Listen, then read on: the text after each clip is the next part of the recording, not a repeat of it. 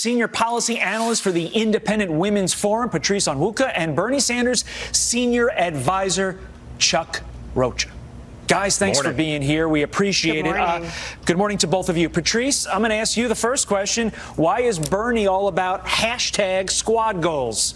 Yeah, he's all about the goals because he's all about the votes. Bernie Sanders, he's strongest among 18 through 29-year-old black voters. I think he leads 36%, even Biden by 10 points. So he wants to keep that young enthusiasm, particularly among black voters, because he doesn't necessarily have that among other older black voters. But you know what? I think he's got to be careful there.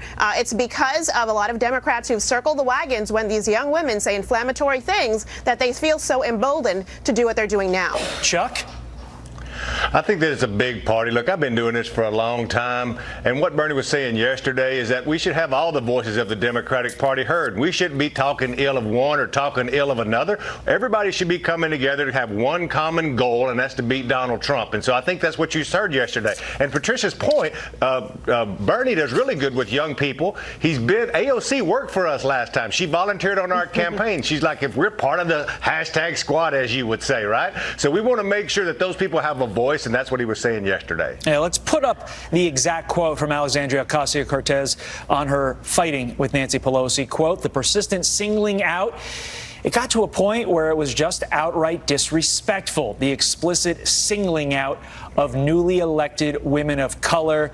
The four that she is referencing, the aforementioned squad, if you will. Alexandria Ocasio-Cortez, obviously herself. Ilhan Omar from Minnesota. Rashida Tlaib out of Michigan, and of course Ayanna Pressley out of Massachusetts. There they are on your screen right there. Chuck, should centrist Democrats be worried? I don't think so. I worked on 52 congressional races last year for the Democrats, and I won 32 of them. Some of them were left-wing progressive, some of them were conservative.